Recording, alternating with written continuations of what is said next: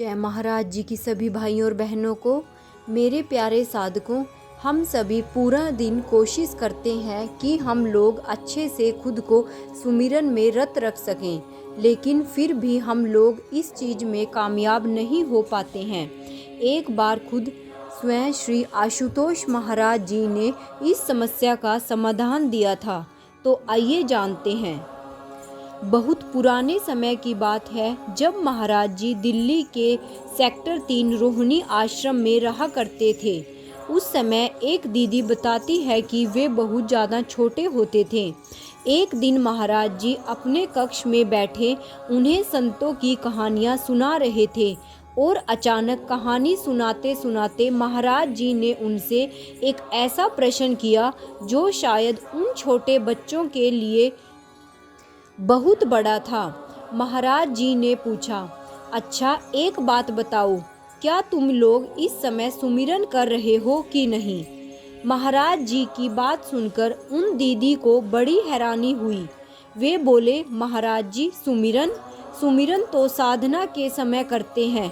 अभी तो हम आपकी बातें सुन रहे हैं, आपसे बात कर रहे हैं महाराज जी। उनकी बात सुनकर महाराज जी मुस्कुरा दिए और अपने अंदाज में कहा, पर हम तो इस वक्त तुमसे बात करते हुए भी सुमिरन कर रहे हैं। हमें कुछ समझ नहीं आया, इसलिए उस दिन महाराज जी ने एक टीचर की तरह उन्हें समझाया था। महाराज जी ने कहा, देखो, सुमिरन एक ही दिन में हमारे जीवन का अंग नहीं बन जाता। इसका अभ्यास हमें लगातार करना पड़ता है, बार बार करना पड़ता है। शुरुआत में जब तुम खाली बैठे हो, अकेले हो, कुछ कर नहीं रहे हो, तो सुमिरन से जुड़ जाया करो। जब तुम कुछ बोल नहीं रहे हो तो अमृत विज्ञान लगाओ और सुमिरन से जुड़ जाओ। इसका अभ्यास करो, खूब डट कर अभ्यास करो। फिर देखना, एक दिन ऐसा आएगा जब तुम कोई इंटेलेक्चुअल काम कर रहे होंगे, तुम पढ़ाई कर रहे होंगे, ऑफिस वर्क कर रहे, तब भी सुमिरन तुम्हारी श्वास श्वास में अपने आप चलता रहेगा। फिर एक दिन ऐसा भी आएगा जब तुम कुछ बोल रहे होंगे, लोगों से बातें कर रहे होंगे, लेकिन फिर भी तुम लोगों का पूरा ध्यान केवल सुमिरन की तरफ ही होगा। परंतु शुरुआत में तुम्हें इसका अभ्यास करना पड़ेगा। मेरे प्रिय साधकों, यह महाराज जी की गाइडलाइन है, जो सिर्फ उन बच्चों के लिए नहीं थी, बल्कि हम सब के लिए है।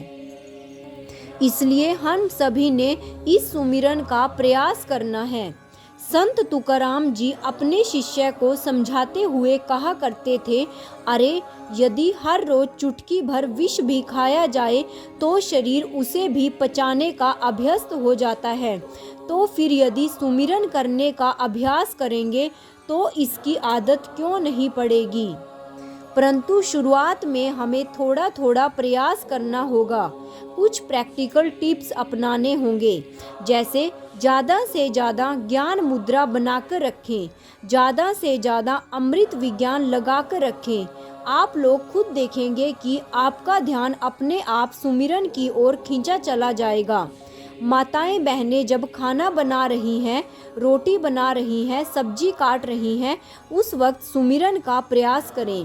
भाई लोग जब ट्रैवल कर रहे हैं, ड्राइव कर रहे हैं, ऐसे में अपने दिन भर के अलग अलग काम बांट सकते हैं। हो सके तो अपने मोबाइल पर एक अलार्म सेट कर लें, जिससे यही रिमाइंडर बार बार आपके दिल दिमाग पर दस्तक देंगे। तो साधकों, इससे हमें सुमिरन की आदत पड़ जाएगी और ज़रूर पड़ जाएगी।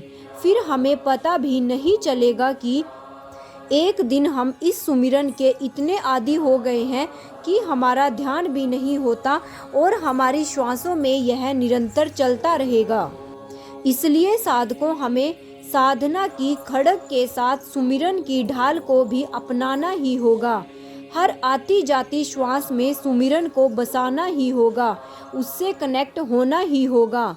और साथ ही साथ महाराज श्री के चरणों में एक प्रार्थना भी करनी होगी, वही प्रार्थना जो हम सभी उस भजन में करते हैं, हर घड़ी हर पल रहे सुमिरन तेरा, ऐसा बना दो सतगुरु जीवन मेरा। और साथ ही साथ हमें महाराज जी से निरंतर प्रार्थना करनी होगी कि हमारे प्रयासों को तभी पूर्णतः सफलता मिलेगी जब आपका कृपा हस्त हमारे मस्तक पर होगा, उससे पहले नहीं।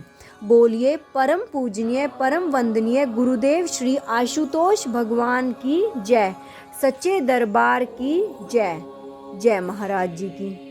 भाइयों और बहनों, ऐसे ही दिव्य अति दिव्य अनुभवों का रोज आनंद लेने के लिए मेरे चैनल को सब्सक्राइब और वीडियो को लाइक और शेयर करना मत भूलिएगा।